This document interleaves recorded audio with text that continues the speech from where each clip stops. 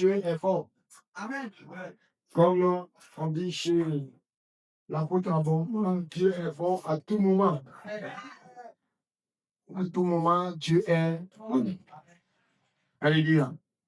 Et il fait des merveilles dans notre vie. Ce soir encore, le Seigneur est au milieu de son peuple. Le Seigneur est là pour nous enseigner, pour nous orienter, pour nous donner encore les conseils. Ne soyons pas ceux qui écoutent seulement les conseils, mais soyons tous ceux qui mettent les conseils en pratique. Alléluia. Et encore, nous sommes au temps de la Pâque. Cette fête qui est si importante pour nous. Cette fête permet aux chrétiens d'être régénérés. Si à nous, des choses manquent, c'est le temps pour nous de demander le Seigneur de réactiver. Amen. On n'a pas le temps. Sinon, si c'est qu'on devait le faire pendant un mois, j'allais encore enseigner comment activer le sang. Comment activer le sang dans la vie du chrétien. Mais après la Pâque, le sang doit être activé. Amen. Le sang doit être activé tout le temps. C'est-à-dire, on envoie le sang sur toi, sur ta maison, tout le temps. Ce n'est pas une affaire de Pâques. Hier, dans l'Ancien Testament, cette fête, ces deux fêtes générées, la fête de la Pâque et la fête des Pères, sans le dire. Les deux fêtes ensemble font 8 jours. Et pendant ces 8 jours-là, tout le monde est correct. Mais et après les 8 jours, il reprend encore le cricata. C'est pas juste. Alléluia. Tous les jours, nous devons réactiver le sang afin que nous ne soyons pas touchés par l'ennemi. Alors hier, nous avons vu deux choses. La première chose que nous avons vue dans la puissance qui est dans le sang, nous avons vu que Adam et Ève ont été épargnés. Le décret de mort qui planait sur ce homme et sa femme a été suspendu grâce au sang des animaux. Alléluia. Le sang a empêché Dieu d'accomplir la sentence. Le jour où vous allez manger ce fruit, vous allez mourir. Cette phrase était stoppée. C'est dans le spirituel seulement que ce homme et sa femme ont été touchés. Mais le côté physique n'était pas accompli grâce au sang des animaux qui a coulé. Et nous avons vu en deuxième position aussi également que quoi? Deuxième position, on a vu quoi? Le sang a protégé Israël de la calamité générationnelle, calamité qui devait venir sur Israël, sur l'Égypte. Amen. Quand on dit il y a une calamité qui est tombée sur la Côte d'Ivoire, on ne va pas trier ceux qui sont en Côte d'Ivoire. Tu es étranger ou tu n'es pas étranger, c'est sur tout le monde. Alléluia. Donc quand ça venait, ça devait descendre sur tout le monde. Mais seulement ceux qui étaient épargnés, c'était ceux qui avaient le sang. Alléluia. Donc le sang a empêché Dieu même, comme nous avons lu dans le verset 12 et le verset 13, d'entrer dans la maison des autres. Ceux qui avaient le sang sur les feux de n'importe, Dieu n'avait pas le pouvoir d'entrer là. Mais il avait le pouvoir d'entrer dans les maisons où il n'y a pas de sang. Donc si nous réactivons, si nous avons le sang continuellement sur notre vie, bien aimé, nous sommes protégés et nous resterons toujours protégés. Que le Seigneur nous bénisse. Nous allons partir au point 3. 3. Le pouvoir d'être exempté des dangers et du désastre générationnel. Le pouvoir. Le sang a le pouvoir de nous exempter, de nous préserver des dangers. Aujourd'hui, il y a des dangers qui planent sur tous les humains. Jésus dit, le foyer est déjà mis au bois. Il reste seulement à accomplir. Donc, il y a le danger qui est suspendu. Soit tu vas au ciel, soit tu vas en enfer. Donc, ce danger, tu devais aller de génération en génération. Parce que si tu ne connais pas Dieu et tes descendants ne connaissent pas Dieu, la même sentence, comme il est écrit dans Exode, que je punis les fautes des pères, je punis de génération en génération. Alors, c'est une malédiction générationnelle.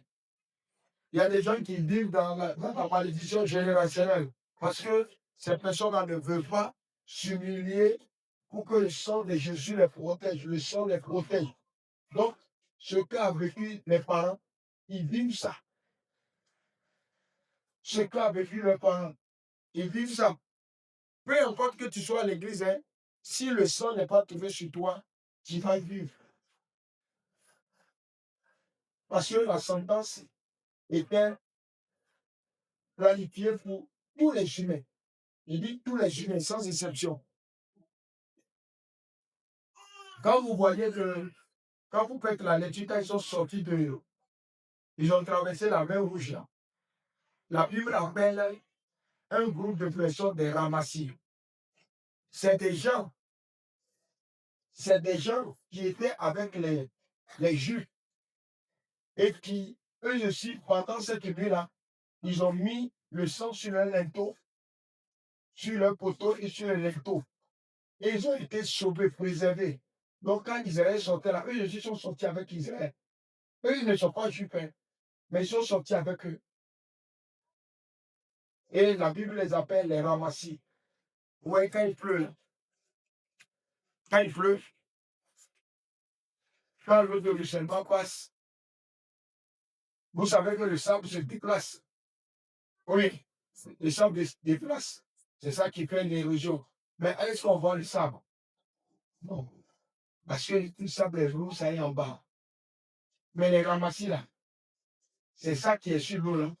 Les pots, les sachets, et il faut comme ça sur l'eau. Quand l'eau la passe, c'est les ramassis ça. Le sable se déplace, eux aussi se déplacent. Mais le sable en bas. Mais les ramassis sont en haut parce qu'ils sont poco. Ne soyez pas des chrétiens poco sans poids. Est-ce qu'on me comprend? Les ramassis là, c'est facile qu'on les trouve. Les tas de ceux qui prennent la route de Gonzague, vous allez voir, plein de bouteilles de céleste sont dans les caniveaux là-bas. C'est la plaque des ramassis ça. Alors ce soir, nous allons avoir le pouvoir d'être exemptés des dangers et du désastre générationnel. Donc, il y a des désastres. Il y a un désastre qui est déjà planifié de décimer tous les hommes, de détruire. Si le sang n'est pas tombé sur toi, cela continue jusqu'à aujourd'hui. Alléluia. Alors, on va prendre l'exemple d'un livre de Josué, Josué chapitre 2. Nous allons lire Josué chapitre 2, on reste assis.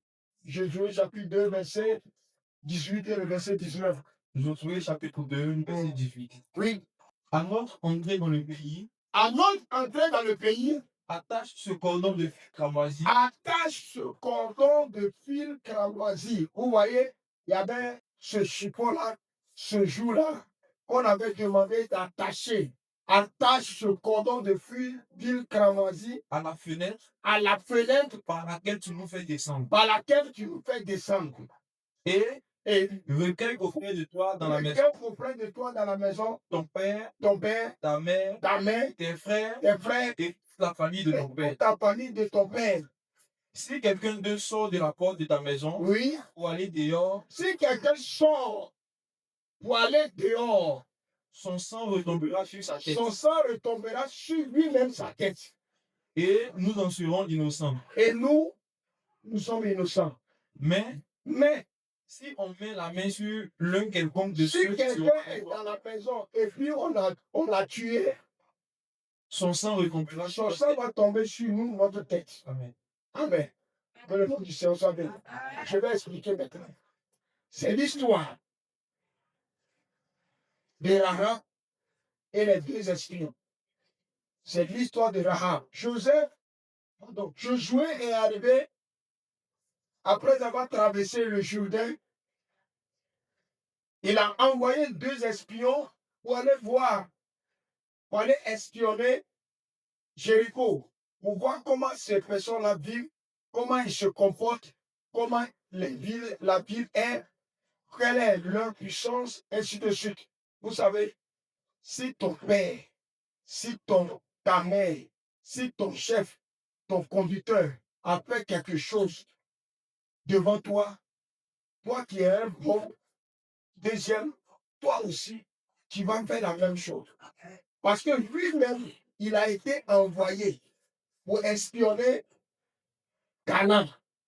Amen. Donc, il sait que l'espionnage est très important pour arriver à avoir un résultat. Donc, lui aussi, il va envoyer les gens pour espionner. Alléluia. C'est ça. Donc, il a envoyé deux personnes d'aller espionner cette ville que nous devons attaquer. D'aller faire des enquêtes. Et quand ils sont arrivés dans la ville, Dieu a permis qu'ils entrent dans la ville. Et quand ils sont entrés dans la ville, on a signalé au roi de Jéricho qu'il y a deux hommes qui sont venus dans la ville. On croit que ce sont des Juifs là. Ils sont venus explorer. Donc, on a commencé à les chercher. Eux aussi, ils sont déjà au courant qu'on les cherche. Et où ils peuvent se cacher? S'ils vont chez une juive ou bien un juif dans la maison d'un juif, on va les arrêter facilement. Donc, ils sont allés chez Rahab. Qui est Rahab? Rahab est une prostituée. La prostituée sert tout le monde. Ça sert les autochtones, ça sert les étrangers. Alléluia.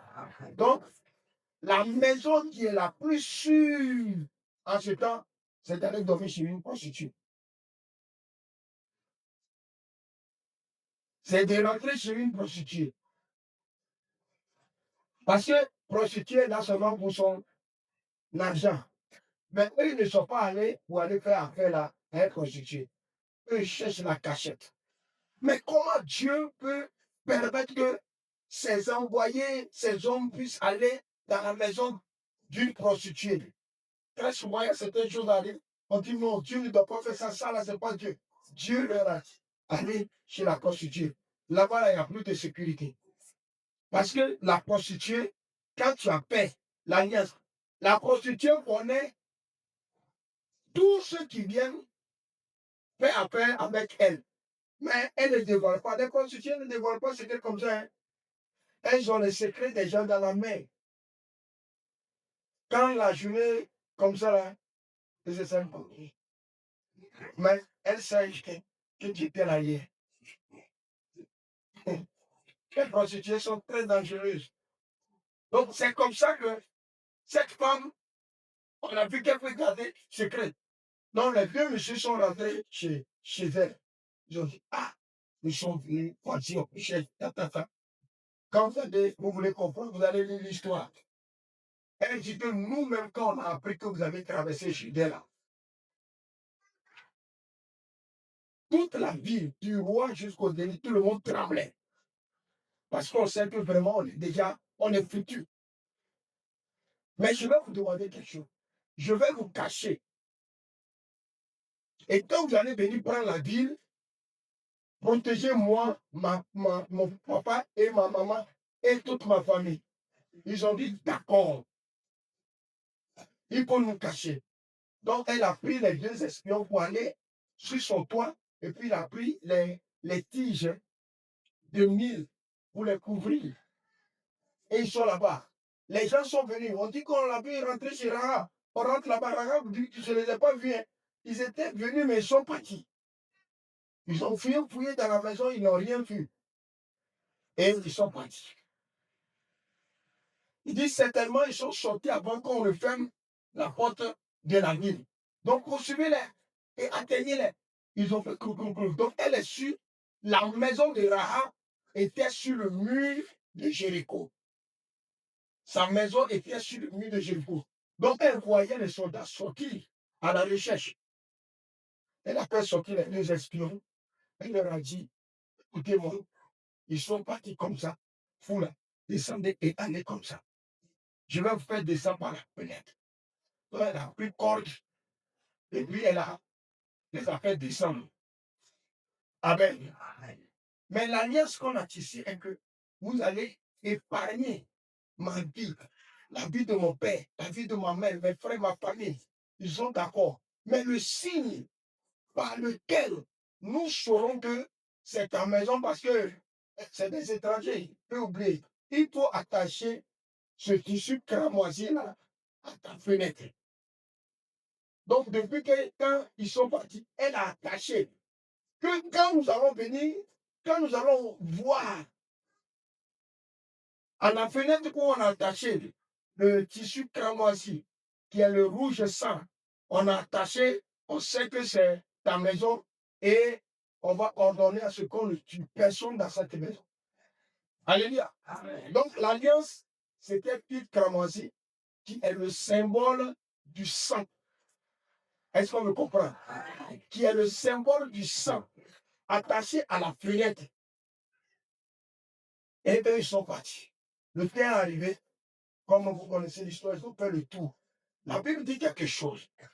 Que les murs de Jéricho sont. Les murs de Jéricho sont. Mais la maison de Rahab était sur le mur de Jéricho. Mais sa maison n'était pas tombée. À cause de quoi? À cause de cette alliance. Avec tissu. Les murs se sont écoulés jusqu'à arriver à niveau de la maison de Rahab. Ça s'est arrêté. Amen. Amen. La protection par l'alliance du sang. Ça, c'est un. Ça, c'est le premier miracle dans la vie de cette famille. Rahab est allé chercher son père et sa mère. Toutes ses connaissances, comme dans la maison de Corneille, ils ont rempli sa maison. Et quand les Israélites sont rentrés, ils sont allés, ils ont protégé Rahab. Ils ont tué tout le monde, comme l'histoire nous dit, sauf Rahab et sa famille. À cause de quoi? Le sang, le désastre, calamité qui devait venir. Surtout Jéricho, eux, ils étaient épargnés par un tissu qui a la couleur du sang, qui représente le sang. Amen. Amen. Est-ce que quelqu'un comprend quelque chose? Je demande si quelqu'un comprend quelque chose. Ils ont été protégés. Mais Dieu voit de loin. Cette femme Rahab là, amen, prostituée qu'elle était, quand on l'a fait sortir, sans la protéger du désastre, Rahab va aller se marier. Elle va plus se prostituer.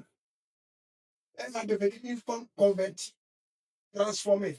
Va se marier et donner naissance à un fils qu'on appelle Boaz. Amen. Boaz va se marier à Ruth. Amen. Ruth et puis Boaz vont faire un enfant qu'on appelle Isaïe. Isaïe va donner naissance à David. David va donner naissance à Nathan. Nathan va donner naissance à Marie. Marie va donner naissance à Jésus. Alléluia. Je vois de loin ce qui allait arriver. Mais à préserver toute cette génération-là du désastre grâce à un tissu rouge cramoisi. Que le nom du Seigneur soit pris. Que le Seigneur protège ta génération. Que le Seigneur protège ta génération. Que le Seigneur protège ta génération. Amen. Donc, le cramoisi est la couleur du sang à la fenêtre, ou le symbole du sang qui était là, à préserver tout. Alors, quelqu'un a eu une révélation ce soir. Si tu as eu une révélation, ce qui veut dire que tu as la possession d'être un homme d'une femme libre. Alléluia. Alléluia. Parce que la révélation transforme. Là, la censure. On va passer au point 2. Bon, point 4. Pour ce soir, point 2, mais le point 4, pour tout, je ne sais pas si on va finir. Le pouvoir de la préservation de la vision, de l'avenir et de la vie du juste.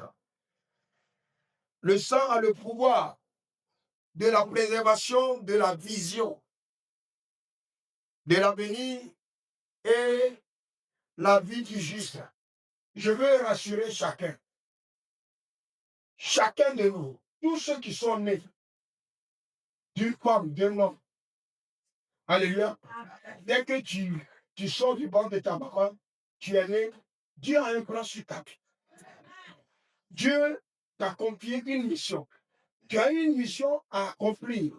Tu es la réponse à une question, à une interrogation dans le monde. Alléluia. Tu es la réponse pour quelqu'un. Tu es la réponse pour quelqu'une. Tu es la réponse pour un village. Tu reçois la mission pour sauver toi, ton village, ton peuple, pour être quelque chose. Donc Dieu appelle le plan sur quiconque, sur tous ceux qui croient en lui. Alléluia. Tout le monde est porteur d'une vision. Tout le monde a la mission à accomplir pour le Seigneur. Amen. Amen. Est-ce qu'on comprend? Alors on va lire un passage. Genèse 37, 31, 32. Le pouvoir de la préservation. Genèse 37, 31, 32. Genèse 37, 31, verset 31 à 32. Il prit alors la tunique de Joseph et, ayant tué un bouc, il plongeait la tunique dans le sang. Il envoyait à leur père la tunique de plusieurs couleurs en lui faisant dire, voici ce que nous avons trouvé. Reconnais si c'est la tunique de ton fils ou non. Amen. Amen. Amen. Alors la Bible nous dit ceci. La Bible nous dit ceci. Nous connaissons l'histoire de Joseph et puis ses frères. Ils l'ont haï. Ils ont haï Joseph à cause de ses visions, à cause de ses rêves. Amen. À cause de ça, ils ont haï Joseph.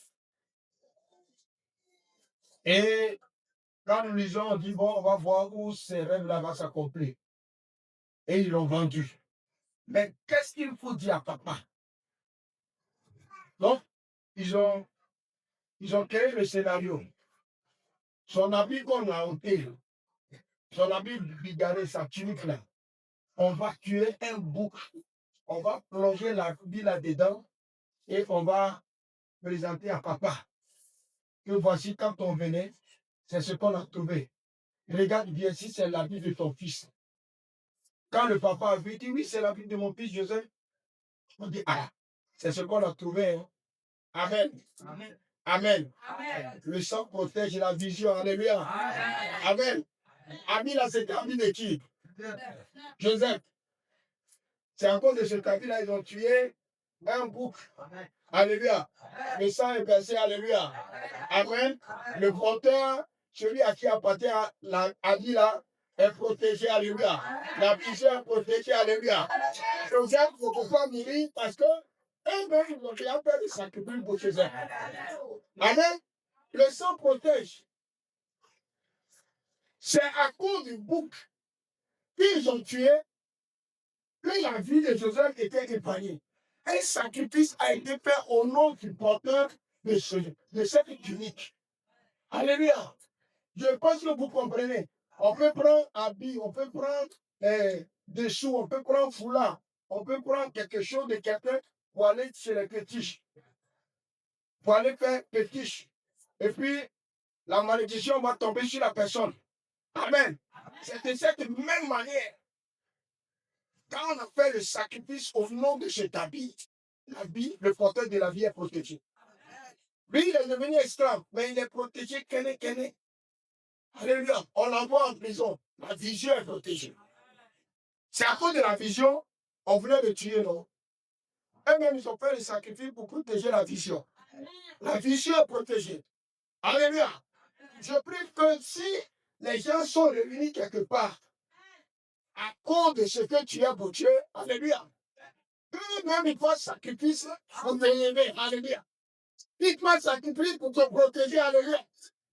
Que l'œuvre de sacrifice te protège. Tu ne peux pas que par l'âme s'engage et puis se distresse. Il se frappe très bien. Alléluia.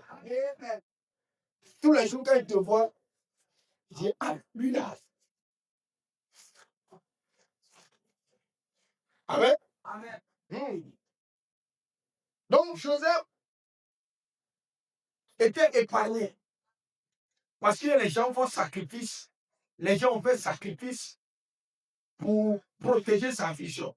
C'est de cette même manière, si tu as des parents féticheurs qui font maraboutage à ton nom, si tu n'es pas protégé, l'esprit qui envoie derrière toi là, va t'atteindre. Est-ce que quelqu'un comprend? Ta maman au village là-bas, oh, yo boy, il faut protéger Akisi. Akisi Abidjan, Akisi. Il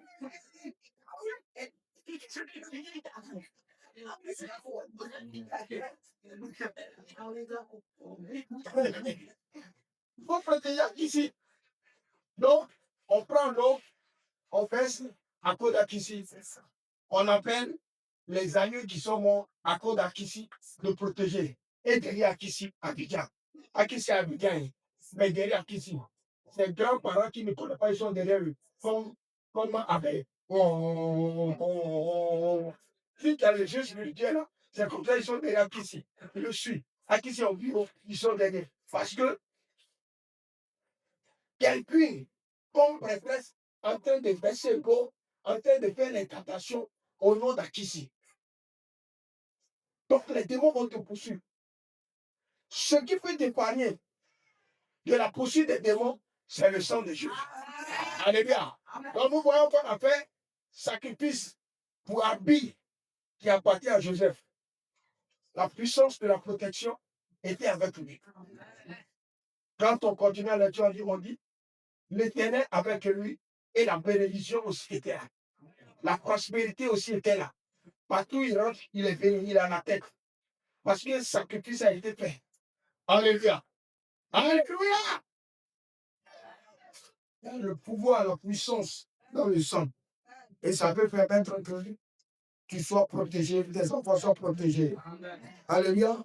Le manteau dans le sang, c'était un accord que eux-mêmes sont en train de signer sans savoir. Ils sont en train de signer un accord de principe, de sauvetage, de protection de ce jeune homme sans savoir. Et il a été protégé. Parce qu'eux-mêmes ont fait sacrifice. Donc je dis, il faut que nous soyons protégés par le sang pour que quand nos parents font leur père de génération, et ils ont couru le nom parce que tu es sorti d'une famille. Amen. Comme Rahab est sorti d'une famille, mais grâce à cette alliance de tissu cramoisi là, Rahab a sauvé toute sa famille. Alléluia. Toute la famille a été sauvée grâce à cette alliance. Toi aussi, vous allez voir la vision que portait Joseph était protégé, préservé grâce à ce sang qui est versé. Gloire à Jésus. Si tu es protégé par le sang, toi tu vas passer au milieu d'eux. Ils vont te voir, mais ils ne peuvent pas te toucher. Parce que Dieu protège. Le sang protège. Alors nous sommes venus ce soir